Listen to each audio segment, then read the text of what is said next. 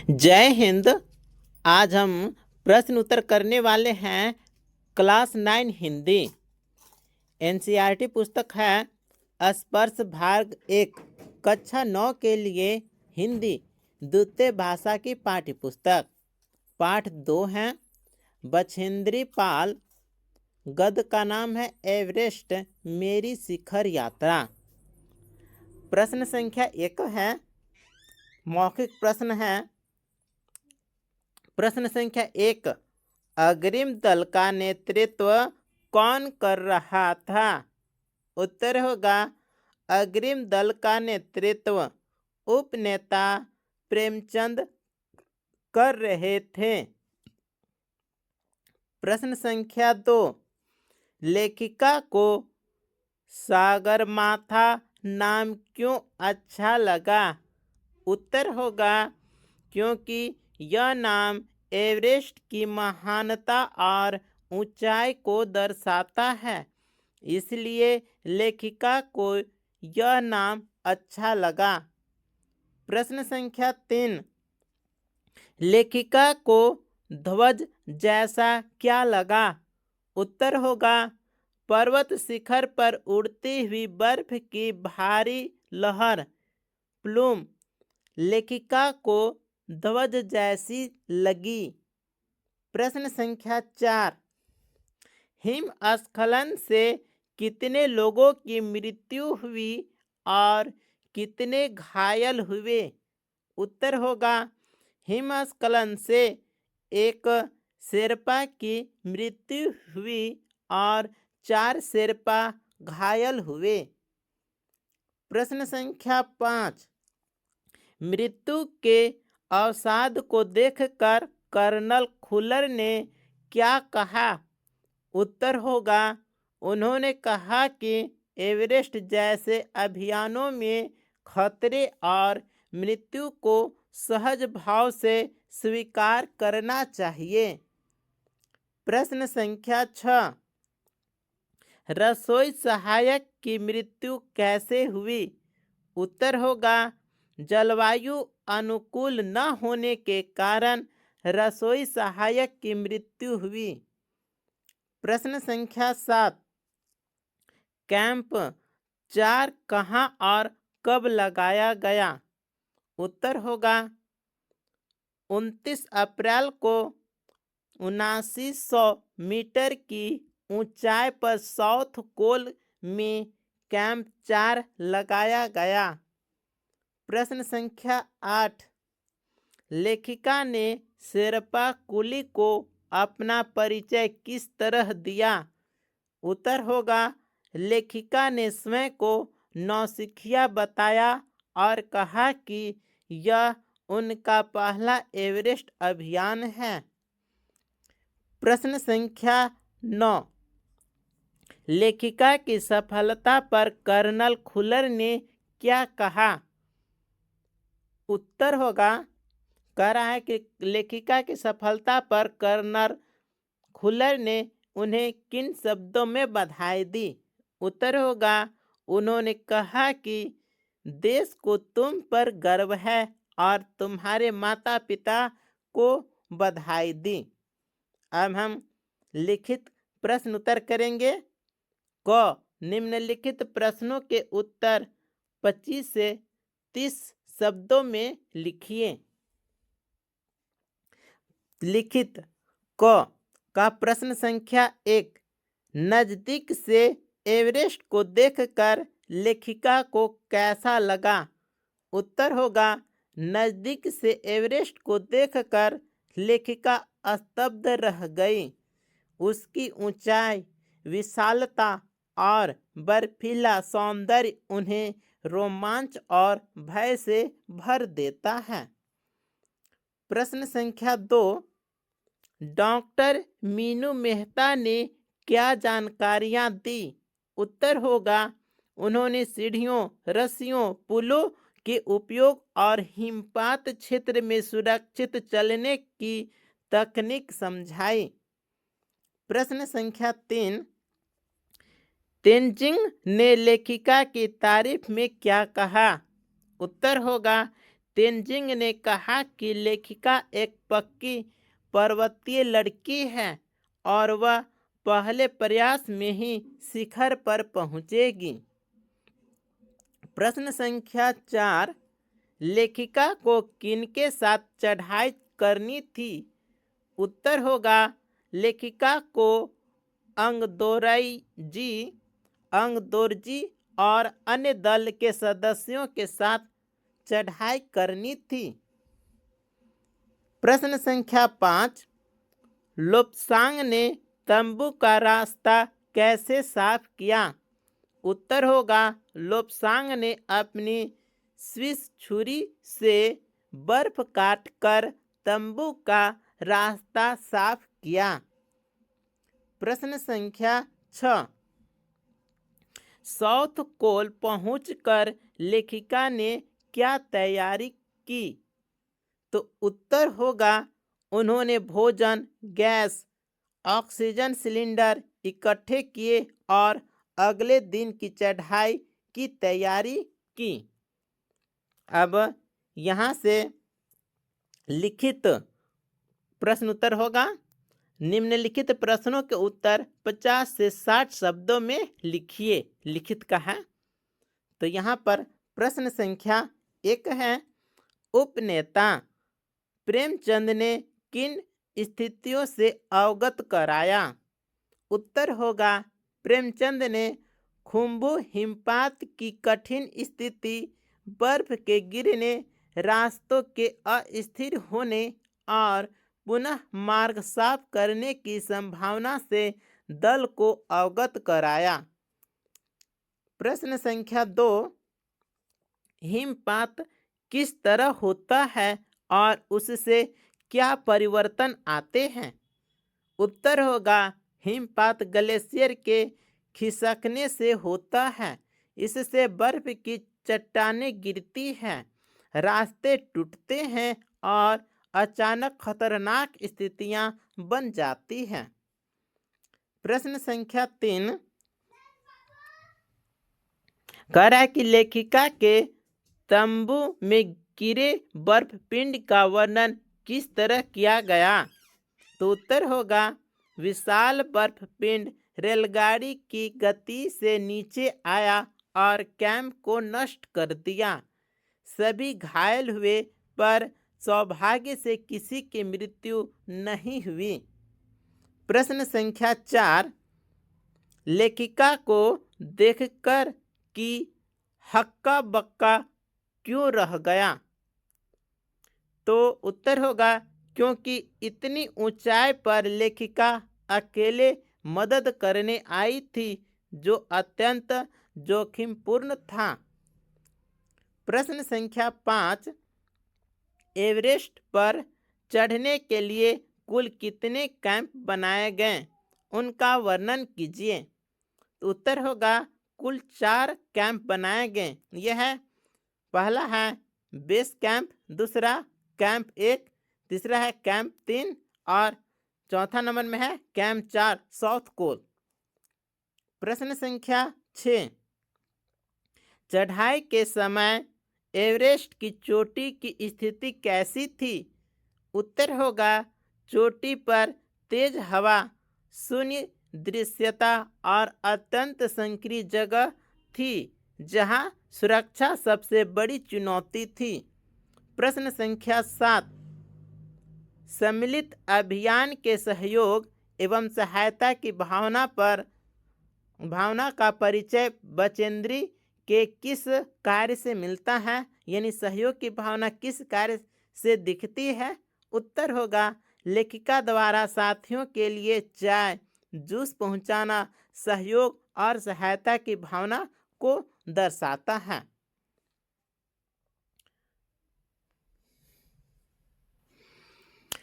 ग, निम्नलिखित के आशय स्पष्ट कीजिए। पहला प्रश्न है, एवरेस्ट जैसे महान अभियान में खतरों को और कभी कभी तो मृत्यु भी आदमी को सहज भाव से स्वीकार करनी चाहिए। तो इसका आशय स्पष्ट करने के लिए बोला गया है। तो यहाँ पर इसका आशय होगा, इस कथन का आशय यह है कि एवरेस्ट जैसे बड़े और कठिन अभियानों में अनेक प्रकार के खतरे होते हैं। कभी कभी जान का जोखिम भी रहता है। ऐसे अभियानों में सफलता पाने के लिए डर को छोड़कर साहस और धैर्य के साथ इन खतरों को स्वीकार करना आवश्यक होता है।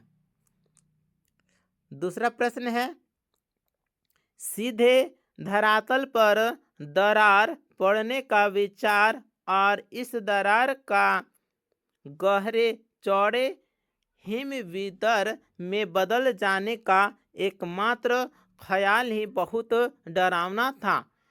इससे भी ज़्यादा भयानक इस बात की जानकारी थी कि हमारे संपूर्ण प्रयास के दौरान हिमपात लगभग 1 दर्जन आरोहियों और कुलियों को प्रतिदिन छूता रहेगा। तो इसका आशय इस प्रकार से है। इस पंक्ति का आशय यह है कि हिमपात क्षेत्र में बर्फ कभी भी फट सकती है और छोटी दरारें बड़े गहरे हिमविदर में बदल सकती है। यह स्थिति अत्यंत भयावह है क्योंकि इससे आरोहियों और कुलियों के जीवन पर लगातार खतरा बना रहता है। इसके बाद तीसरा प्रश्न है, बिना उठे ही मैंने अपने थैले से दुर्गा माँ का चित्र और हनुमान चालीसा निकाला। मैंने इनको अपने साथ लाए लाल कपड़े में लपेटा, छोटी सी पूजा अर्चना की और इनको बर्फ में दबा दिया। आनंद के इस क्षण में मुझे अपने माता पिता का ध्यान आया। तो इसका आशय स्पष्ट करना है। इस कथन से लेखिका की धार्मिक आस्था और भावनात्मक संवेदनशीलता प्रकट होती है।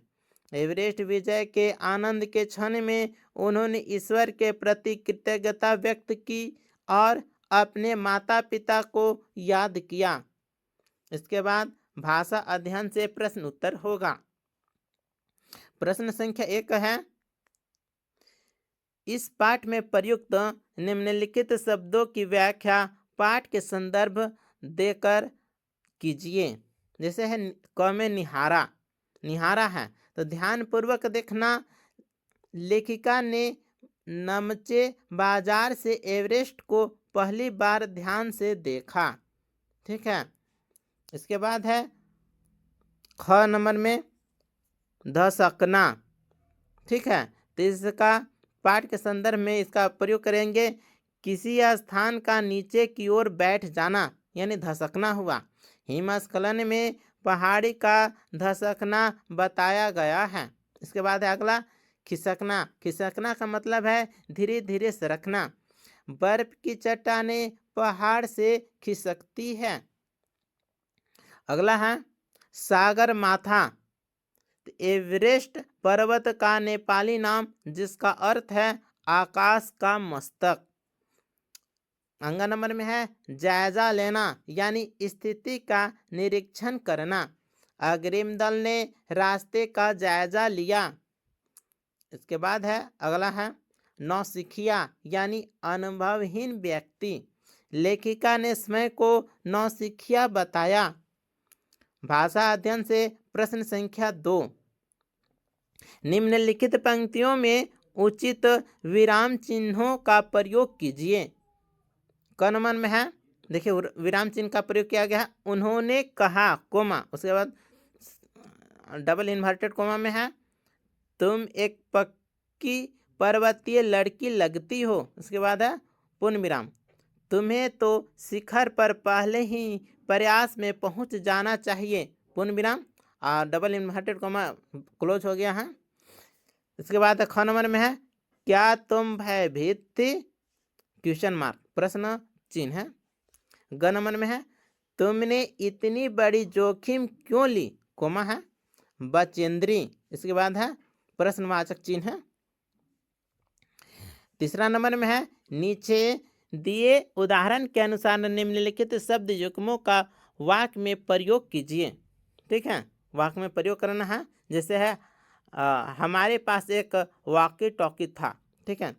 तो यहीं पर है, जैसे है टेढ़ी मेढ़ी, पहाड़ की टेढ़ी मेढ़ी राहें बहुत कठिन थी, गहरे चौड़े हिमपात में गहरे चौड़े विदर बन गए थे। नेक्स्ट है आसपास, आसपास केवल बर्फ ही बर्फ दिखाई दे रही थी। नेक्स्ट है हक्का बक्का, उसे देखकर वह हक्का बक्का रह गया। अगला है इधर उधर, लोग इधर उधर बिखर गए। अगला है लंबे चौड़े, वहाँ लंबे चौड़े मैदान नहीं थे। चौथा नंबर में है उदाहरण के अनुसार विलोम शब्द बनाइए, ठीक है। जैसे है अनुकूल प्रतिकूल, उसी प्रकार है नियति नियमित अनियमित, विख्यात अल्पज्ञात, आरोही अवरोही, निश्चित अनिश्चित, सुंदर कुरूप, इस प्रकार से विलोम शब्द है। 55 नंबर में है निम्नलिखित शब्दों में उपयुक्त उपसर्ग लगाइए।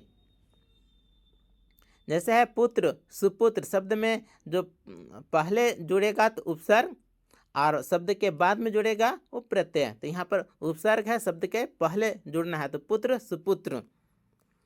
इसी प्रकार है वास, इसमें निवास, व्यवस्थित अव्यवस्थित, कुल अकुल, गति प्रगति। इसी प्रकार आगे हैं रोहन आरोहण, रक्षित संरक्षित। प्रश्न संख्या 6, निम्नलिखित क्रिया विशेषणों का उचित प्रयोग करते हुए रिक्त स्थानों की पूर्ति कीजिए, ठीक है। क्रिया विशेषणों से रिक्त स्थान भरना है। जैसे देखिए क है मैं यह कार्य अगले दिन कर लूँगा, यहाँ पर अगले दिन होगा। ख बादल घिरने के ही सुबह तक वर्षा हो गई, उसने बहुत कम समय में इतनी तरक्की कर ली। कुछ देर बाद नाड़केसा को गांव जाना था। इसके बाद योग्यता विस्तार से प्रश्न उत्तर है। जैसे है इस पाठ में आए 10 अंग्रेजी शब्दों का चयन कर उन्हें अर्थ लिखिए। तो यहाँ पर देखिएगा 10 अंग्रेजी शब्द व अर्थ है। जैसे कैंप, कैंप का मतलब होता है अस्थायी निवास। बेस कैंप मुख्य शिविर, टेंट तंबू। ऑक्सीजन श्वास के लिए गैस। रेडियो संदेश भेजने का साधन। वॉकी टॉकी संचार उपकरण। ट्रेनिंग प्रशिक्षण। ग्लेशियर बर्फ की नदी। लीडर नेता। एक्सप्रेस तेज गति वाली। इसके बाद दूसरा नंबर में है कि पर्वतारोहण से संबंधित 10 चीज लिखना है। पर्वतारोहण से संबंधित 10 चीज़ों के नाम लिखिए। तो पर्वतारोहण से संबंधित 10 चीज़ हैं रस्सी, बर्फ काटने का फावड़ा, ऑक्सीजन सिलेंडर, तंबू, जूते, जैकेट, हेलमेट, कार्बाइनर, सीढ़ी, थर्मस। ये सभी पर्वतारोहण से संबंधित चीज है। तीसरे नंबर में है तेंजिंग शेरपा की पहली चढ़ाई के बारे में जानकारी प्राप्त कीजिए। तो यहाँ पर है तेंजिंग शेरपा की पहली चढ़ाई। तेंजिंग नोरगे शेरपा, क्या नाम है पूरा नाम? तेंजिंग नोरगे शेरपा ने 1953 में सर एडमंड हिलेरी के साथ पहली बार एवरेस्ट की चोटी पर सफल चढ़ाई की थी।